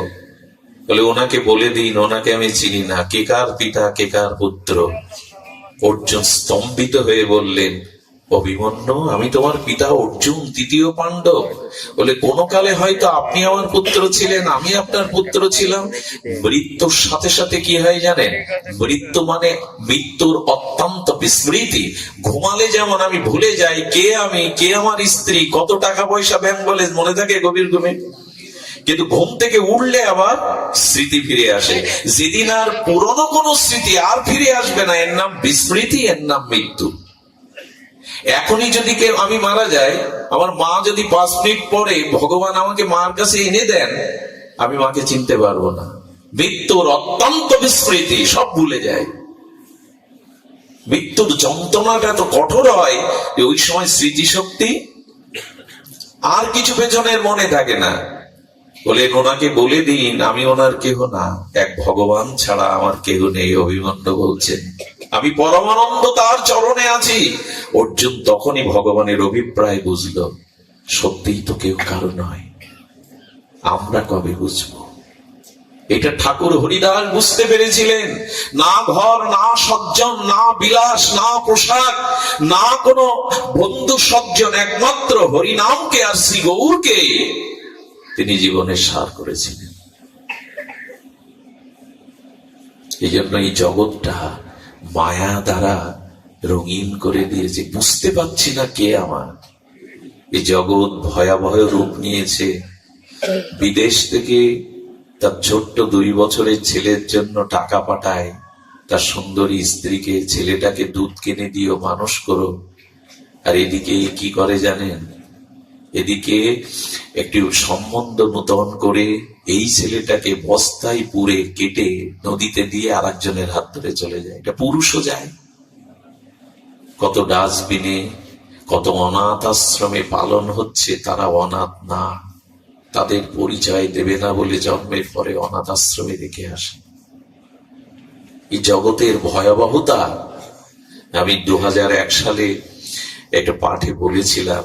এই কেশবপুরে একটা আখ খেতে এক নবজাতক শিশুকে তার মা পরিচয় দেবে না বলে ফেলে দিয়েছিল। দুটো কুকুর সারা রাত আখ খেতে ওই বাচ্চাটাকে পাহারা দেয়, পেপারে পড়ানো। কুকুর দুটো বুঝেছিলে নবজাতক শিশু অন্য প্রাণীর হাত থেকে সারা রাত জেগে রক্ষা করে ভোরের আলো ফোটার সাথে সাথে লোকালয়ে একজনের কাপড় টেনে একটা কুকুর এনে ওই বাচ্চাটাকে তার হাতে দিয়ে মাথা নত করে চলে গেছিল। মানুষ এদিন লজ্জা পায়নি। এই জগৎ যে কত ভয়াবহ! সম্পত্তির জন্য পিতামাতাকেও মানুষ হত্যা করে। আশ্রমের গুরুদেবের পদের লোভে গুরুদেবকে মিথ্যা বদনাম দিয়ে তাড়িয়ে দিয়ে পদ দখল করে। এই জগতে যেখানে নিজের স্বার্থ নাই সেখানে প্রিয়তা থাকতে পারে না। এই জন্য এই জগতের রহস্য ভেবে ঠাকুর হরিদাস বুঝিয়েছিল, হে গৌর, তুমি ছাড়া যে আমার কেহ নাই। সে সম্বন্ধ নাহি যার বৃথা জন্ম। সম্বন্ধটা হৃদয়ের, বুঝতে পারে। লোচন দাস ঠাকুরের কথা মনে আছে? এই লোচন দাস ঠাকুর মহাপ্রভুকে চিঠি লিখেছে, প্রভু বাসর রাতে যেতে যেতে, যেদিন মহাপ্রভুর বিষ্ণুপ্রিয়ার সাথে বাসর রাত্রি, সেদিন যেতে যেতে প্রিয়াজি চৌকাটে আঘাত লেগে প্রিয়াজির একটু আঙুল কেটে গিয়েছিল। মহাপ্রভু বুঝতে পেরে পায়ের একটা আঙুল দিয়ে ওটা চেপে ধরেছিল। এটা লোচন দাসকে এটা দেখার কথা বাসরের। পরে চিঠি লিখেছে, বধূ মায়ের চরণে এইভাবে ব্যথা লেগেছিল। মহাপ্রভু অবাক হয়ে গেলে, ও তো এখানে ছিল না, এটা লিখলো কি করে? আসলে গৌরকে এমন প্রাণ মন দিয়েছে, ওখানে যা ঘটে এখানে তা আসে। এই ভালোবাসাই চিরন্তন। ওই হৃদয়ের বার্তা এই হৃদয়ে ফুটে ওঠে। তা না হলে হরিদাসের বেত্রাঘাত মহাপ্রভুর গায়ে ফুটে ওঠে। আপনাকে আমি মানলে আমার গায়ে উঠবে তো? এই জন্য একটা অনুরোধ করি, এই যে জ্ঞান, এই যে ভাগবত প্রজ্ঞা, এই জ্ঞান, এই চেতনা, এই প্রজ্ঞা, এটা অন্যের কাছ থেকে নিলে আপনার কোনোদিন ক্রিয়া করবে না। আপনার ভেতরে জাগাতে হবে অনুভূতিটা। তার মানে খাদ্য গোডাউনে আছে না, সরকারের গোডাউনে চাল গম দোকানে আছে না, আপনার বাড়িতেও কিঞ্চিত থাকলেও আছে, কিন্তু ওদের ক্ষুধা যাবে যতক্ষণ ওটা রুটি সবজি তৈরি না করে উদরে না দেবেন। তো কথা বলুন, ক্ষুধা যাবে? আছে তো ঘরে। তেমনি জ্ঞান ভাগবতে আছে, গ্রন্থে আছে, অনুষ্ঠানে আছে। নিজের মধ্যে যদি না জাগে, আধার ঘুরবে না। আচ্ছা, পৃথিবীর সবখানে রাত্রে এখন লাইট আছে, ল্যাম্প পোস্টে আছে, লোকের বাড়িতে আছে, শপিং মলে আছে, কিন্তু আপনার প্রাইভেট কারে লাইট নেই। চলতে পারবেন? আরে পথ চলতে গেলে আপনার গাড়িতেই বাতাস কোথায় নেই?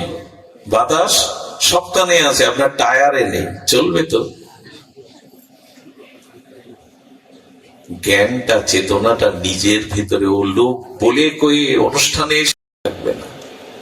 ও ঘরে চাল ডাল থাকলে কি হবে? তৈরি করে সবজি করে পেটে দিতে হবে। পরোক্ষ জ্ঞানের দ্বারা কিছু হবে না, অপরোক্ষ জ্ঞান চাই। আর এই অপরোক্ষ জ্ঞানের মূর্তি হলেন হরিদাস। আপনি আচরণ করে ব্রহ্মা এবং ভক্তশ্রেষ্ঠ প্রহ্লাদের নিষ্ঠা নিয়ে এসে আচরণ করে দেখিয়ে গেলেন। এই আচরণ নিজের মধ্যে না আসলে অনুভূতি কখনো জাগবে না। সুধীবৃন্দ, এই জন্য ঠাকুরের এই ইতিগাথা বলতে বলতে, শুদ্ধা ভক্তির দুয়ারে বলতে বলতে আমরা প্রায় বিশ্রাম দিবসে চলে এসেছি। ছাড়তে মন চায় না। আপনাদের মতো স্নিগ্ধ নির্মল চিত্ত ভজনানন্দী ভক্তের সান্নিধ্য পাওয়াটা বড় দুর্লভ। এই জগতে অনেক কিছু সুলভ। এখন অনেক কিছুই ক্ষমতা থাকলে, অর্থ থাকলে পাওয়া যায়, কিন্তু মহাপ্রভু বললেন দুর্লভতা হি ভাগবত লোকে। শুদ্ধ ভক্তকে পাওয়াই জগতে দুর্লভ। ভগবান পাওয়াও দুর্লভ না, বিশুদ্ধ ভক্ত পাওয়াই দুর্লভ, দুর্লভতাই ভাগবত লোকে। এই লোকে একমাত্র বিশুদ্ধ ভাগবত পাওয়াই হলো দুর্লভ, আর কিছু দুর্লভ নয়।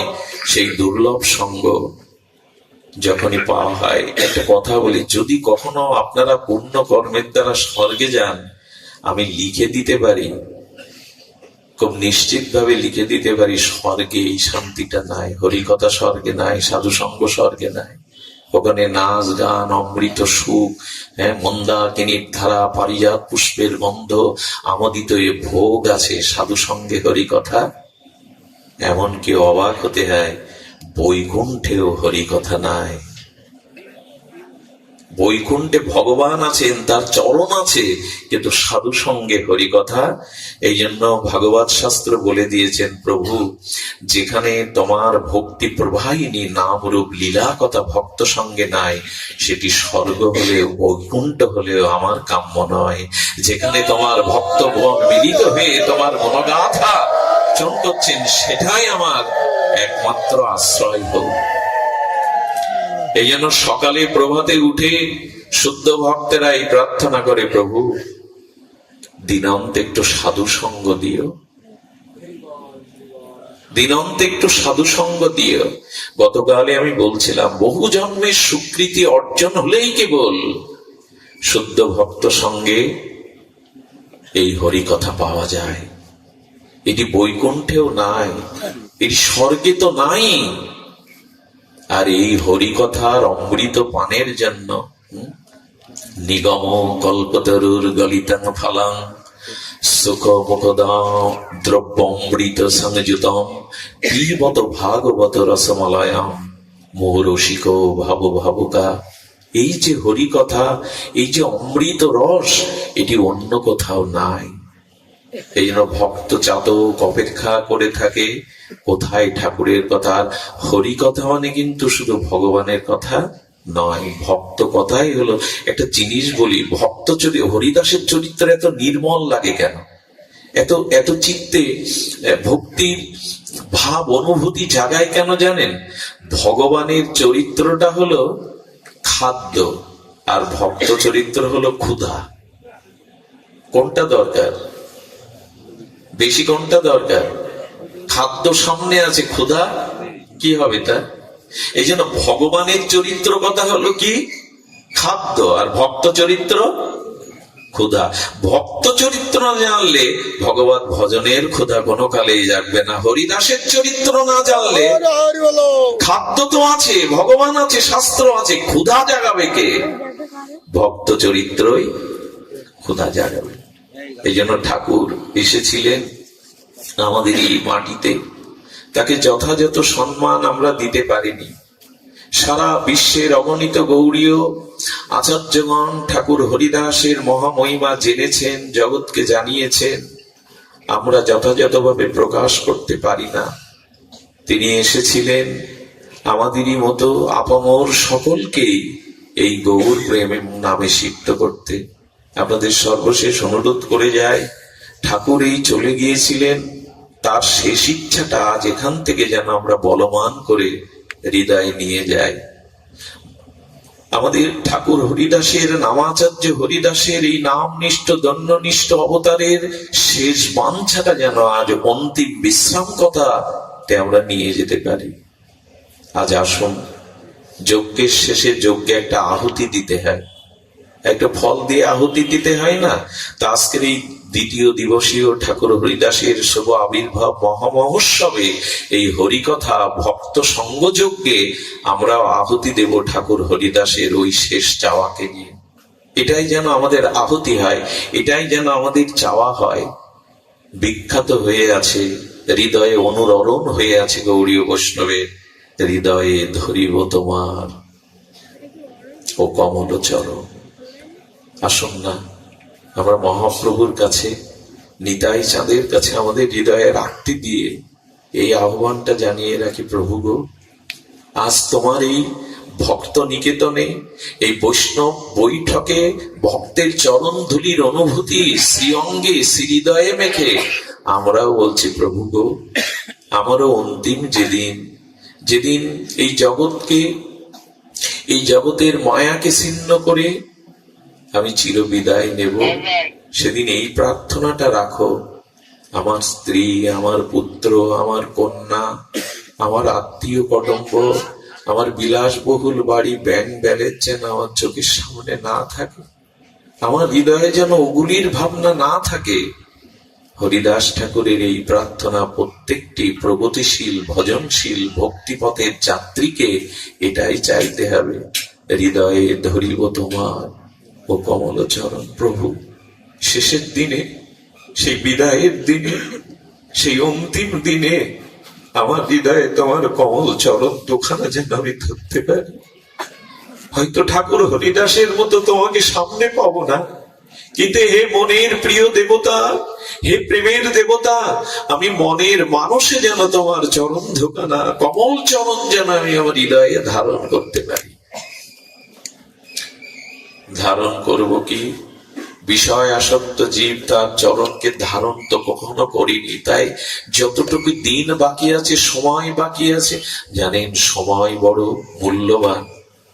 আমার খুব মনে হয় কি জানেন, জগতে অর্থবিত্ত পদ প্রতিষ্ঠা মূল্যবান থাকলেও মহামূল্যবান সময়। আমি হাসপাতালে এক মাকে আর বাবাকে চিৎকার করে কাঁদতে শুনেছিলাম 5 মিনিটের জন্য।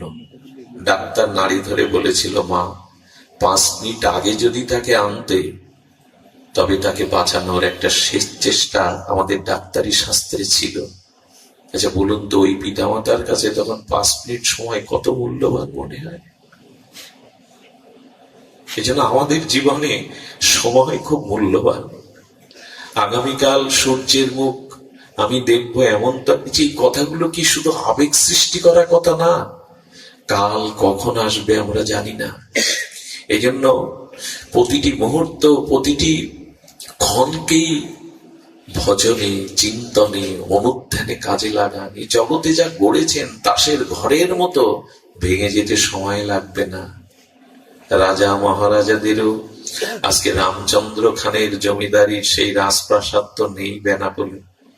আছে কি? সাতক্ষীরার জমিদার বাবুদের জমিদার প্রাসাদ গুলো আছে মাথা উঁচু করে? কই নাই তো। যেটা থাকবে হৃদয়ে সেই প্রেম। তাই ভগবানের কাছে ঠাকুর হরিদাসের এই প্রার্থনাটাই আজকে আমরা পুষ্পাঞ্জলি, ভাষণাঞ্জলির মাধ্যমে এই যজ্ঞের পূর্ণ আহুতি দেব। হৃদয়ে ধরিব তোমার ও কমল চরণ।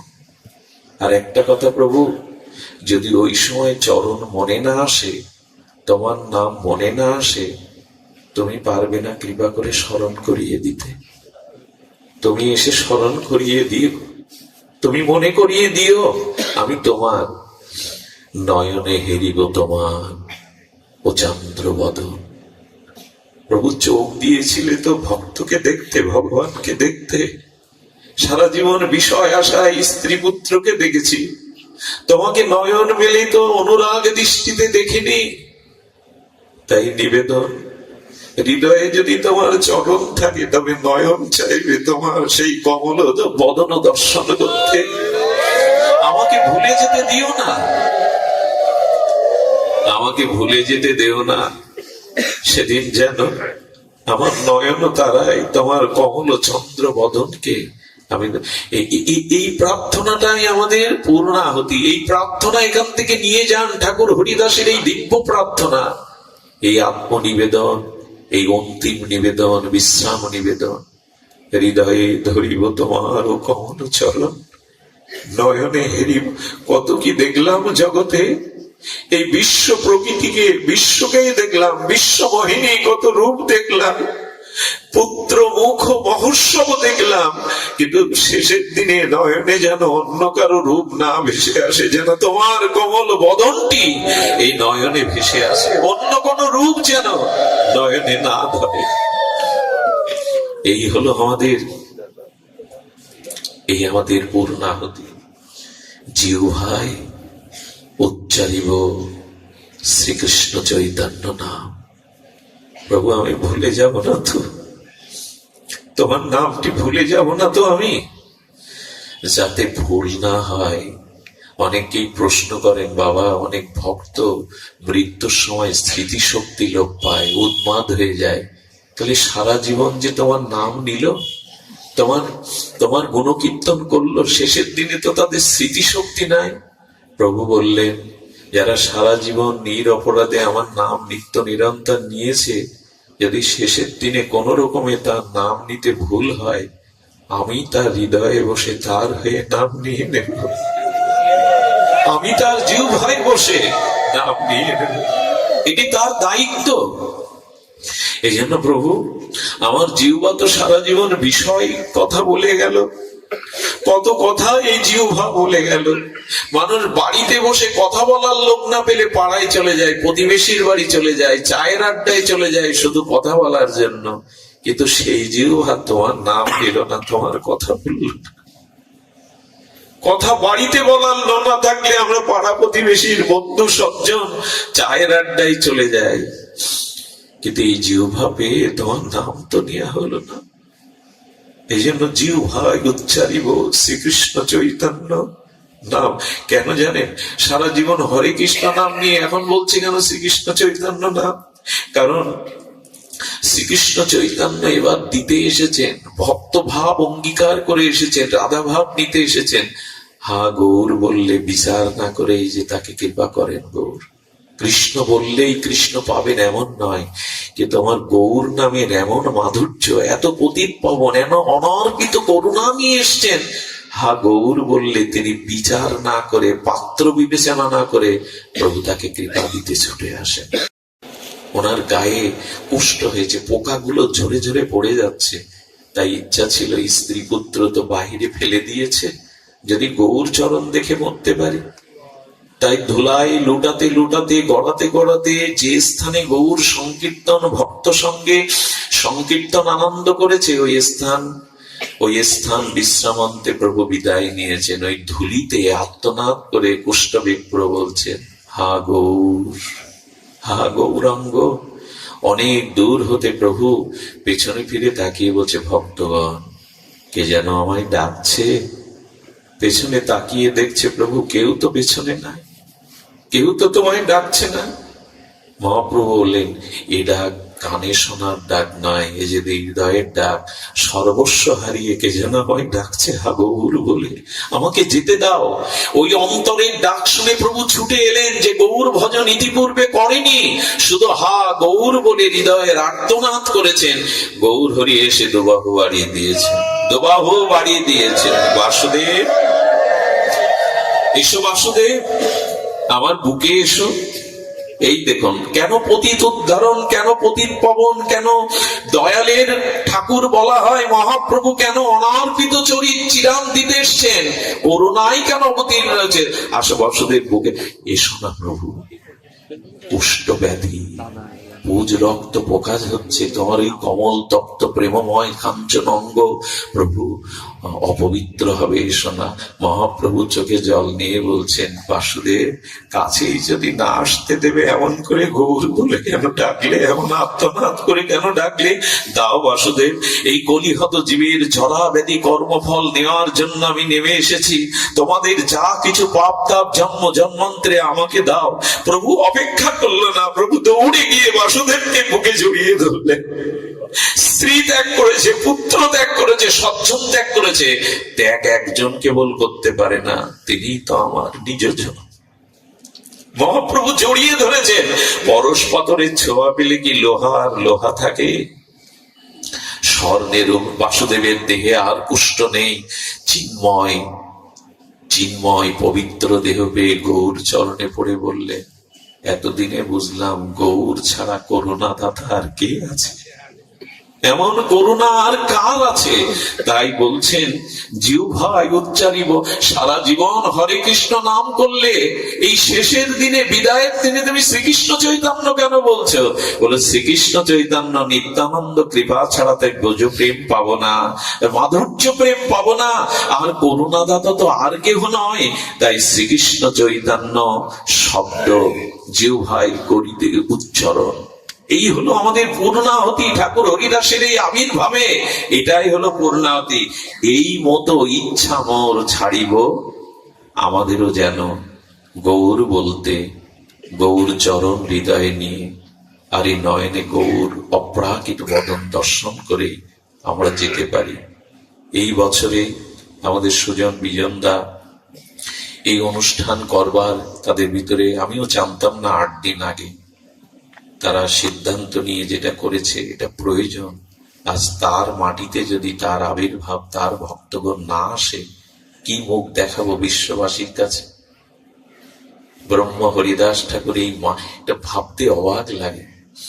মাঝে মাঝে যখন মন খারাপ হয় তখন এই দিকে তাকে হাওয়া নিলেও মনে হয় ঠাকুর এখনো তো তুমি আছো, তোমার বিভূতি আছে।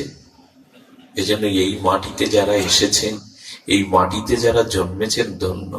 এই 2 ভাই, এই পরিবার হরিদাসের জন্য পাগল। আমরা জানি না ওরা হরিদাসের কোনো জন্মে কোনো অনুকম্পা পেয়েছিল, না হলে এরকম অনুভূতি হয় না। চিন্তা করতে পারেন, নিজের ছেলে মেয়ের বিয়েতে এভাবে সুন্দর করে পরিপাটি অনেকেই সাজায় না। ঠাকুর ওদের অস্তিত্ব, ঠাকুরই ওদের জীবন। তবে সুজন বিজন তাদের পরিবারকে বলবো, আরো আরো ভালোবাসা চাই। শুধু তার উৎসব নয়, জীবনে প্রতিটি আচরণে যেন হরিদাসের দৈন্য নাম প্রেম ফুটে ওঠে তাদের জীবনে। এইটুকু চাওয়া।